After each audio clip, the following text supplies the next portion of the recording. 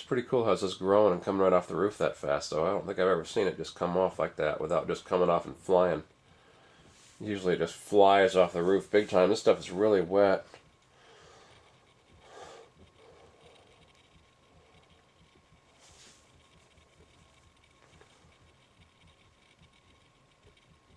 Well, looks like it's just going to slide slow. So, well, that's pretty cool, though. You guys get to see it slide slow.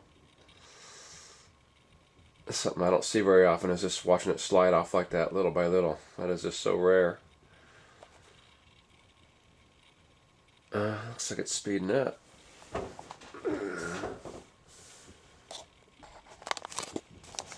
There it came. I knew it would come off sooner or later. Yeah. It worked. Alright. I was thinking it wasn't going to happen. That's awesome. So,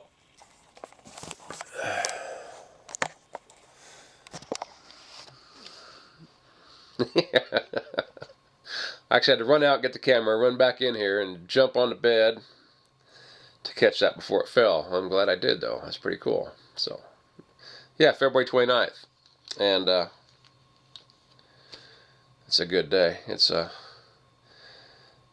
8:46. Kind of was out washing dishes, and then I heard this happen, and then came back in here and grabbed it. So, cool.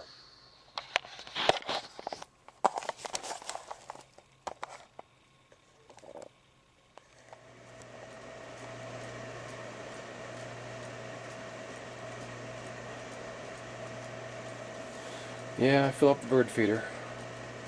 Make sure it's always full before we get a good snow so that the birds don't have any problem finding food, you know.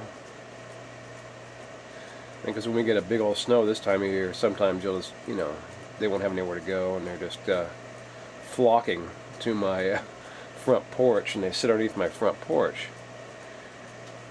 It's not that bad today. We got the snowbirds out there just having a good time. There's plenty of them.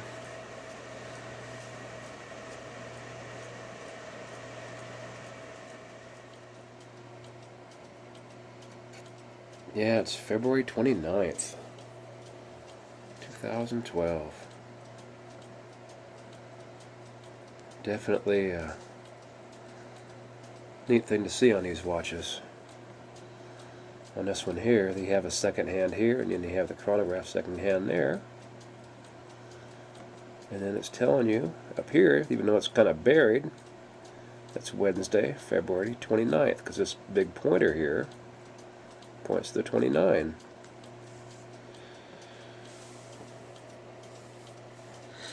And this is one of those Valjoux 7751 Swiss movements in this watch, the Invicta. And yeah, it's just one of my favorite timepieces. And then so is this one little over here. It's a 1923 Steinhausen. And once again, it's February 29th, right here in the little window, and Wednesday. And these are both moon phases. This is actually just a day-night, so you got the day, it's almost noon, it's, you know, 22 to 12, so you see the sun on this one, and when it gets to be noon, the sun will be straight up and down, and on this one over here, the moon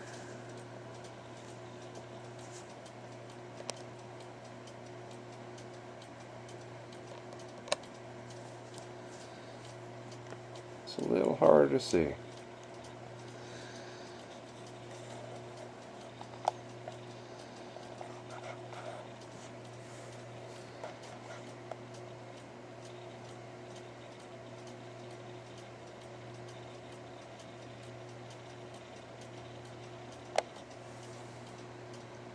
But it's a true moon phase, which means it's not a day-night.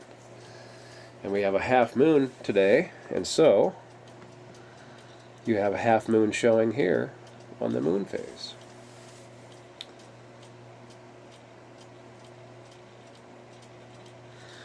This is another Gibeon meteorite dial here, so you can see all the striations and the marks in the meteorite. And yeah, you know, the meteorite dial is just One of my favorites, and this is the Invicta Valjoux 7751. You know, it's a pro diver. Real nice watch. But so is this, the Steinhausen. Even though it's a reproduction, it's an older watch. It's just one of my favorites of all times. This one here really shows the striations really good in the meteorite dial. And the meteorite dial is just really something that's unique, and you can find them in a lot of really high-end watches that sell for big bucks, you know,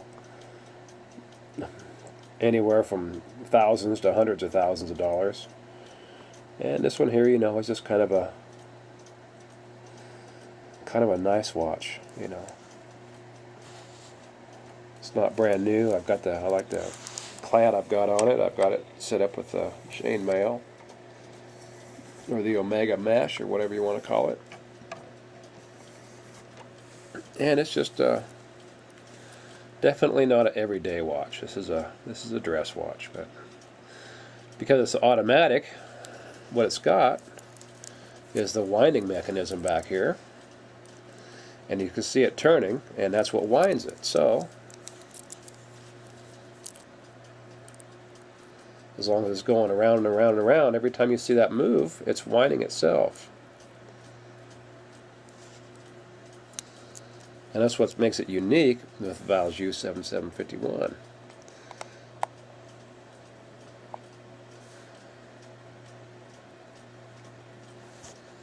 You can see all the little gears in there.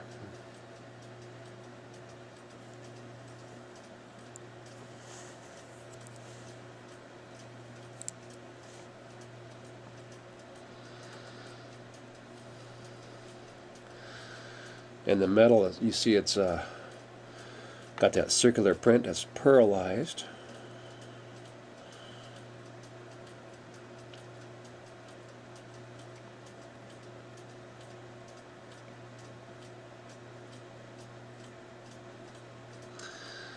The thing when you're looking for when you want to buy a watch, a nice watch, is the movement. It says on it, like this one here, it says Swiss made. Okay.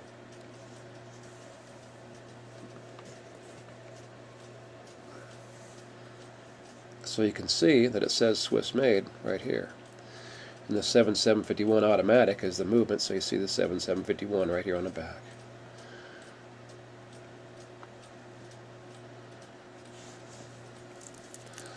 I think I can get it spinning real good here, and then give it back underneath here so you can see it.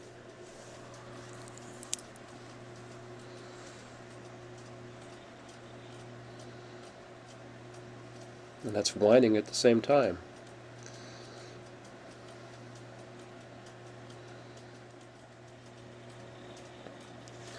That's that. Just kind of interesting. You know, it's an interesting watch.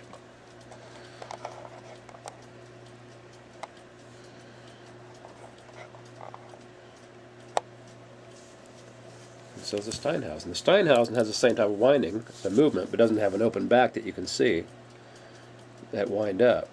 It's a different type of movement in here, but it's still an automatic that has to be wound by just wearing it on your wrist. And when you wear it on your wrist, just the movement of your wrist is what keeps it wound all the time. And this is the difference between an automatic and a quartz.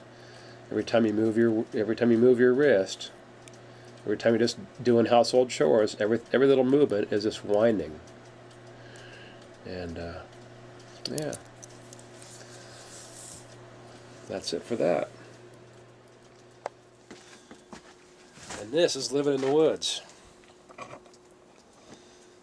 You know?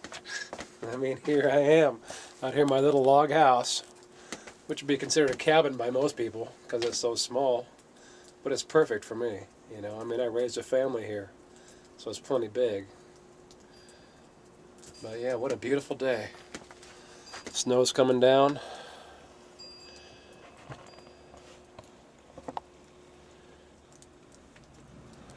Yep, that's why I fill it up, man, for those birds. If they didn't have a place to get food right now, they'd be starving to death pretty much, you know.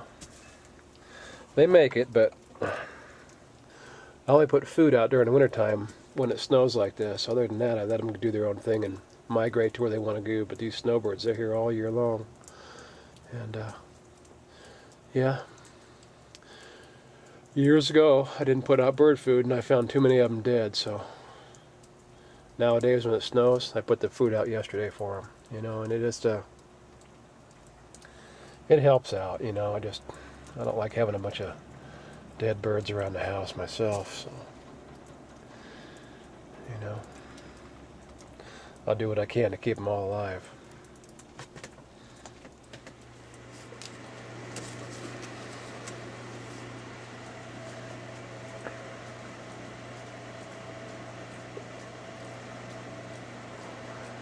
Still snowing. Just getting deeper out there.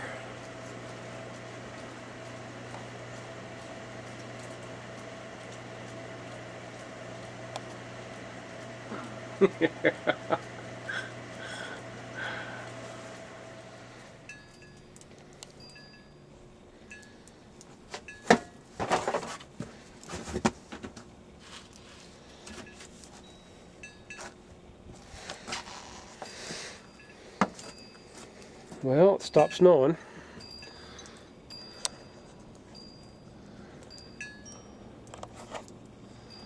But it's sure up here in the trees still. Not a footprint out there yet. There's about to be. Because it's snow plowing time. First we got to clean off the car.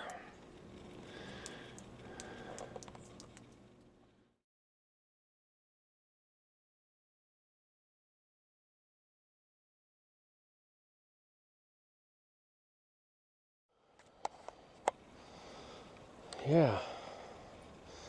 Kind of funny how that works, huh? One day we got nothing but sunshine, and now we got nothing but snow here at the old house.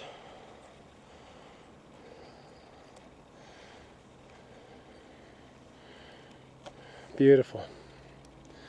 Just beautiful. And it's snowplow time, so we're heading up to the snowplow. And for those of you who haven't seen anybody do any snowplowing before, well, you're in for a treat because we got some snow. And we'll be doing as good a job as we can. See how it works. Well, you know how it is. I just got stopped. Had to do a little BSing about gold mine with my buddy. He drove up here. He's got a plow on too, so that was pretty cool. We got to sit here for the last 10 minutes just talking about gold mine and what he's doing and about this new regulations and garbage we got going on. So I'm gonna do some plowing now.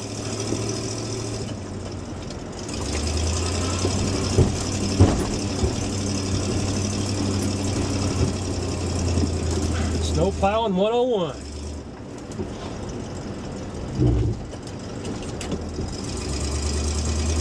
I have to have my snowplow set really low because this hill is so steep. Otherwise, you can't make it up and down the dang hill. So we just go backwards a little bit, grab enough for a load, go forward, and drop the plow, and push a double load down there at the same time. And this is life in the hills, baby.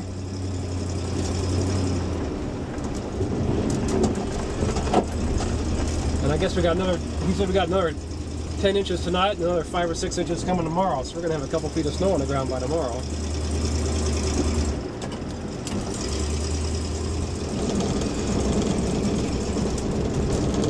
I'll never forget, we had these guys come in here one year. And it was, they didn't like it that I was pushing off the dirt and making their white snow all brown. So my sister was here and they were kind of like, you know, just bitching, you know. I mean, they're from the city, so they really didn't understand what it's like being up here living in the snow. And he's like, we can't have that brown color down here. You know, it's just too ugly. The people that are going to see it, it's just not going to be right. It's not going to be fair for them to have to look at this brown snow. You're going to have to put your snow somewhere else. And so I go, you know, there's really nowhere else I can put it. I go, if you don't mind, I mean, if it's all right, I can paint it for you. I'll paint it yellow. You know? And he goes, yellow? That would be nice. And so I walked over here to this pile of snow right here I'm about to pull up into. And of course, you know what I did next to make that yellow snow? My sister goes, great, Lukens! And my brother-in-law and I were just cracking up these guys because they had no idea what was going on as far as when it comes to removing snow and what we have to go through. So I painted the snow yellow for them, you know. Kind of like painting those roses red, but it was painting that snow yellow. And they have no idea I was joking with them the whole time. And he copped an attitude big time, you know. He had absolutely no sense of humor because, you know, he wanted my snow not on my property, he wanted it somewhere else. So yeah, that was a crack up that day. I'll never forget that day. That was really something else, man. You know. But this is all I do. You know, a secret to snowplowing when you're going straight ahead and you gotta get rid of it. What I do is I go as fast as I can go because with the blade angled, that way it throws it a long way. But here I have to go straight right here in my driveway. This is it. I mean, I'm just here doing my driveway. You've seen my driveway enough times without the snow on it. That actually I got so much snow that I just gotta. The only choice I have is to push it out of here. You know.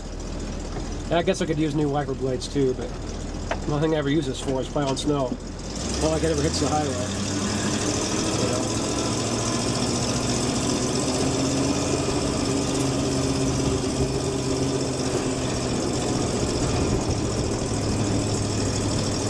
And so yeah, it was my buddy Tim. He stopped up here. We were talking about the new dredging regulations, and he said that they found a nice honey hole this last year, but without a dredge, you couldn't work it. So they're down there trying to lift up rocks and stuff, and using winches and everything to get the hole cleared out. You know, doing everything they can, and now you know this is it with the state of California. All they're trying to do is make everything illegal here. They don't want you dredging or mining of any kind, or next thing you know, they're not going to want you fishing, and they're not going to want you four-wheeling at all anywhere.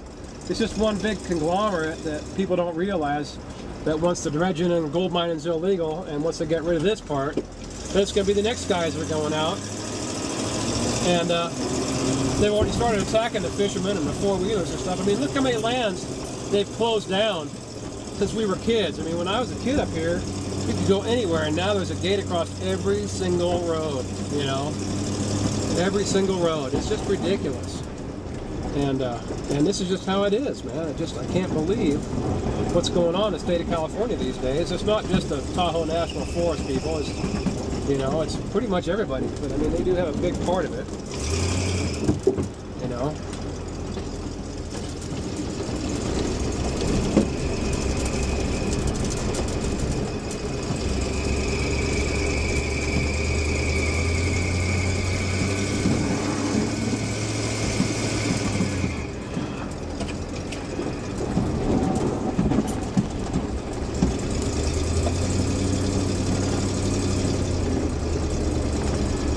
Yeah, it's funny, there's a lot of us up here making a living gold mining.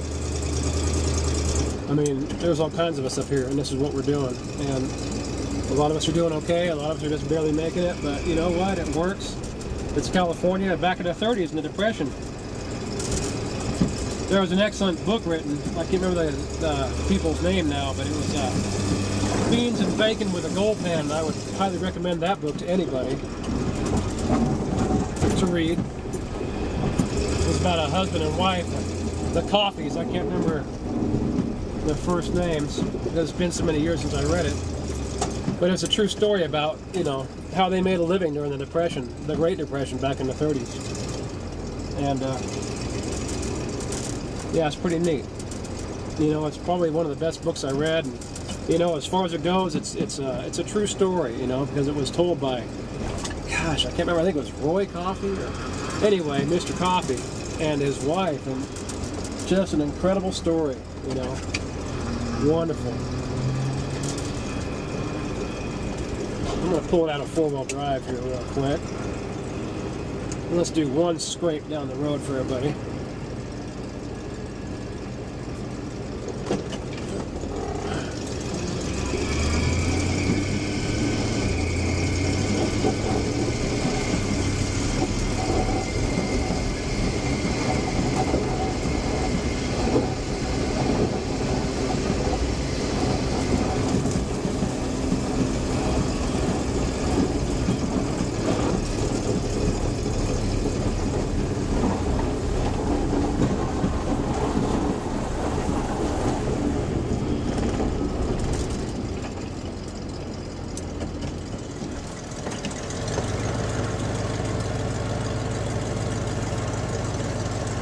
And there's the creek where I was panning.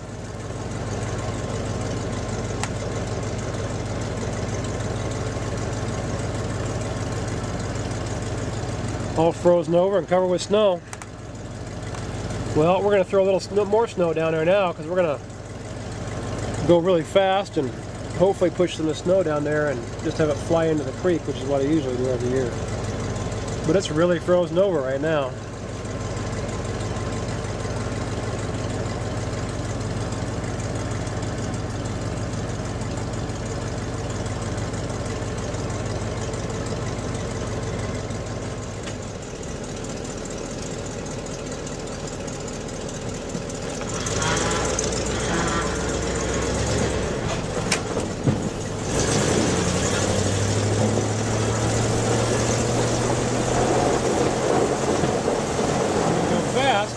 Gets thrown off.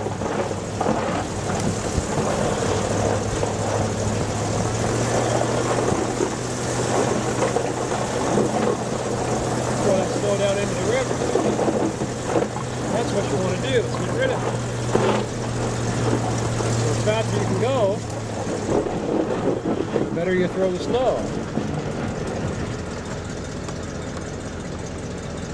Hey, you know what? That's good enough right this second. We'll go down the house.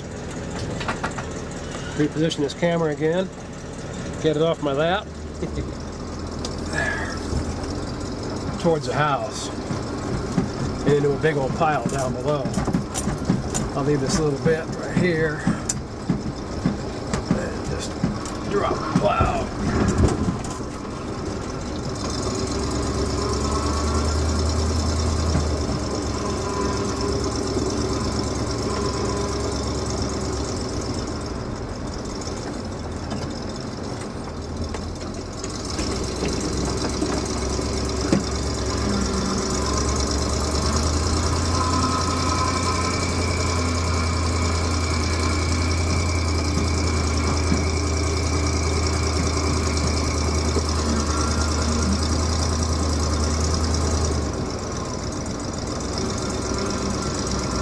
So I got my first plow part started.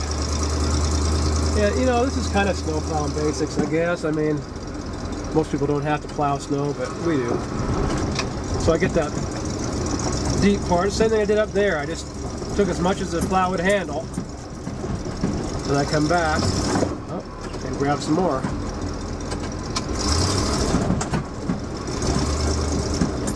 What I want to do is cut it as far down to the ground as possible. I can always put chains on the Honda and it'll come right out with a little digging, of course, but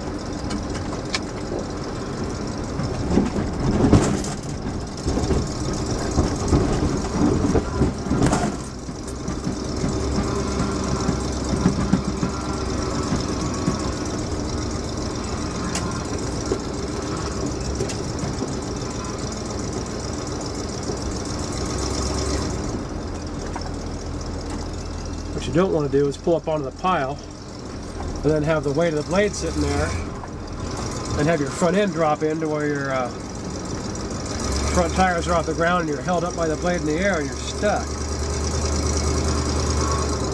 Some places you can do that. When I was up in Alaska, I'd make a pile like 10 feet tall because I could drive right up on the pile, but here, the snow's too soft and too wet, it'll take you right in with it without even thinking about it. But yeah, this is life in the hills, man. It's just all part of life. That's something that we all do here.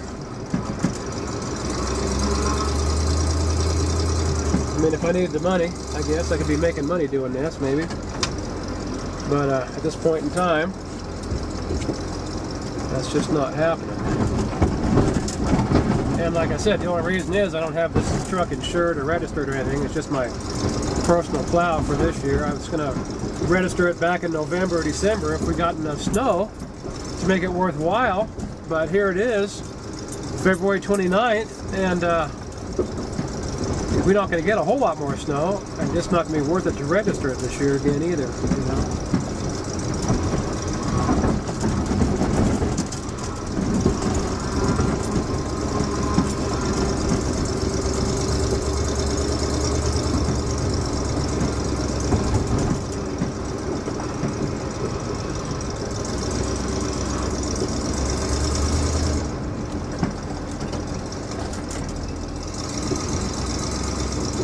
See that chain on the hydraulic lift? That's as far out as it'll go, and that's like 3 inches off the ground. That's all it runs.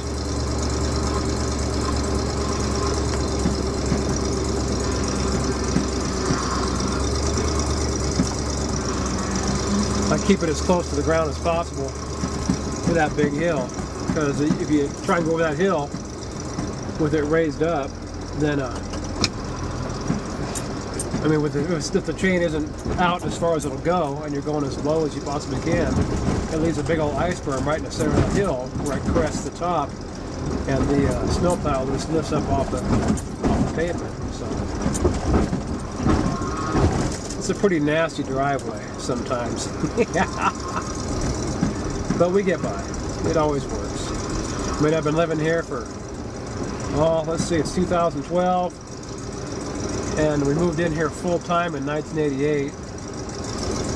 So, 24 years, a long time.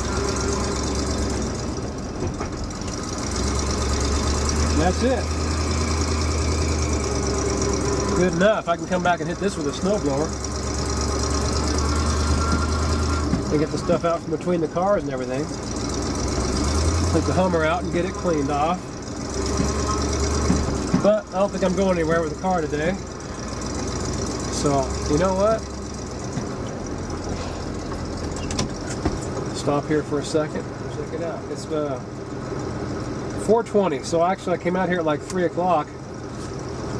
Then I ended up talking with Tim for a while. And of course we talked about gold mining. And this is it. This is life in the hills, man. Did a little bit of gold mining talk. Not a whole lot, but a little bit. I've already told you where to look for gold, you know.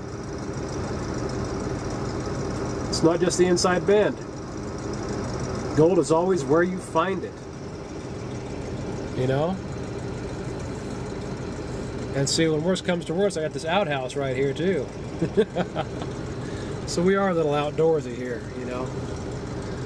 But yeah, like I said, if you want to find the gold, you got to get out there. Don't be playing couch potato. You see me out there, you know, when I was working at 6 p.m. to 6 a.m., it was really like, you know, 4 p.m. to 7 a.m. with a commute, and then I had to go by and get dinner or do whatever because I just was not awake enough to do anything. That shift was just so horrible.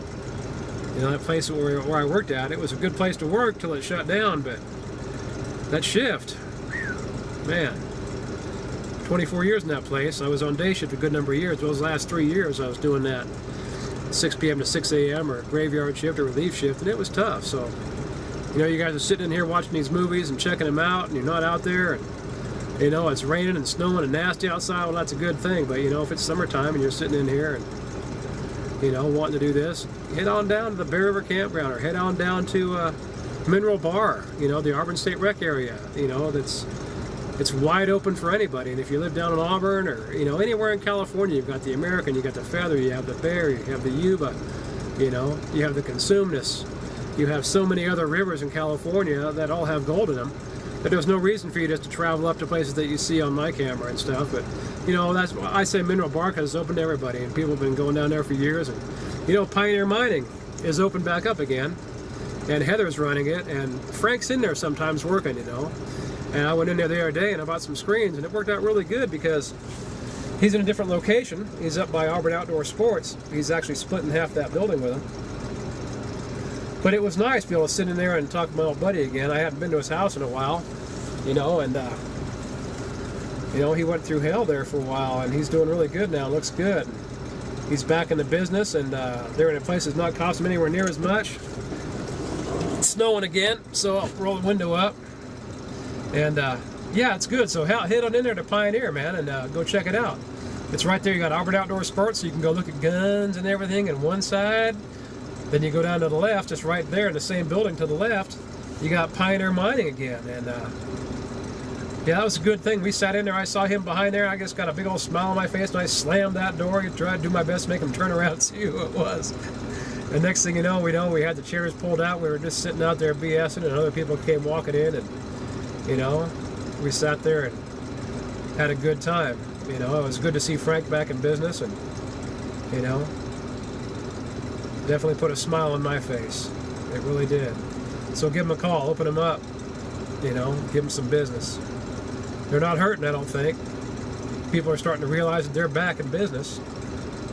But, I mean, they've been there, but they changed the name actually back to Pioneer Mining and Diving again, so that's a good thing. And he said he's starting to think I was dead somewhere on the river.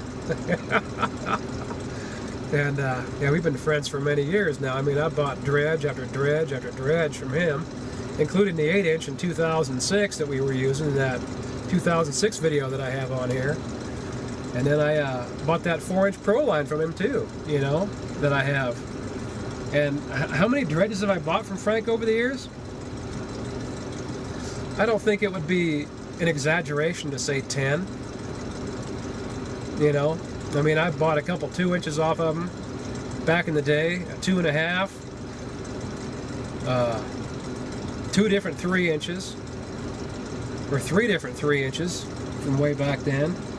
An 8-inch, we've got a 6-inch out of there. We had a 5-inch. We actually had a 5-inch Pro line from there too.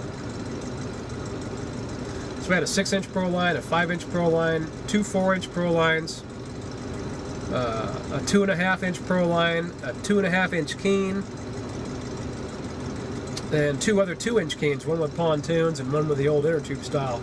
Way back in the 80s, I bought it back when I was first getting into this, just for going out sniping and having fun. And you know what? They've been there for a long time, and good to see you're back in business, Frank. You know, it really is. So check it out, Pioneer Mining in Auburn, California. You can get anything you want right there, you know. Same thing with Armadillo. You got Armadillo up there in Oregon for you guys up there in Oregon. There's places all over the place, mining shops. But yeah, I stick with the locals, and Frank's my local buddy, and we go out and have some fun every now and again. So hey, you know what? This has been snow blowing and talking about gold mining. Not even snow blowing, it's been just snow plowing. We're not snow blowing today. And hey, you see what it's like to live in the hills, California. It's really not that different from anywhere else. You hear all this, you know, stuff about how great the weather is and how people don't realize it snowed in California. Well, here's the proof right here. You're right here at my house, you know. Nothing's different every year. I got snow and snow and snow. And yeah, well, you guys all have a good one. I'm going to park this truck, call it a day.